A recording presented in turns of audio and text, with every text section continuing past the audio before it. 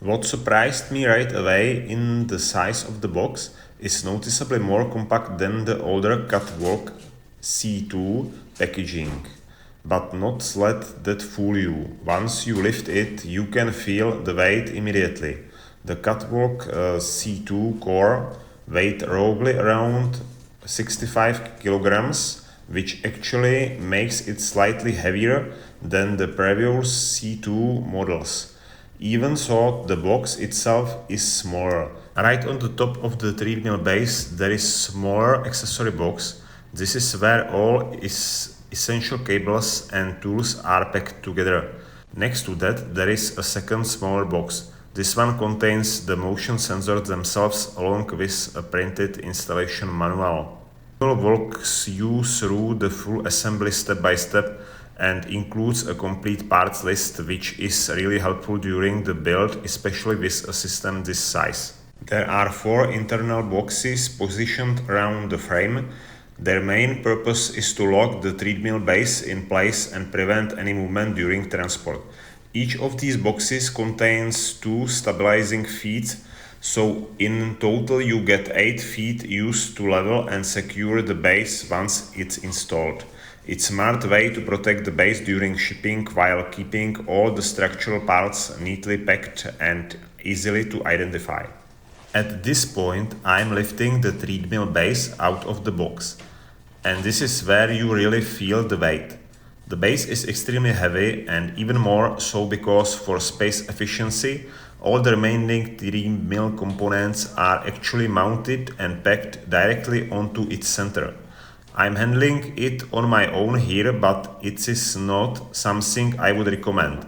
For personal safety, this step should ideally be done by 2 people, especially during the initial unpacking.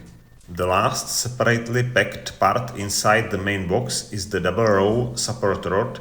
This rod is used to mount the harness support belt and plays a key role in stabilizing the player during movement on the treadmill. It's structural component, so it's packed separately to keep it protected and straight during shipping. Next, I start removing the components that are secured inside the main treadmill structure underneath the walking surface. They are taken out in this order. First, the product shell middle first part, the waist harness,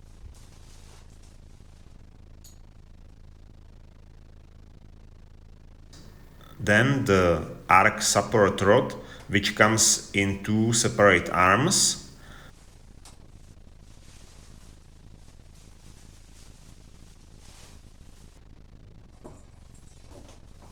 After that, I remove the product shell top, followed by the second product shell middle one. Finally, I unpacked both pieces of the product shell middle two.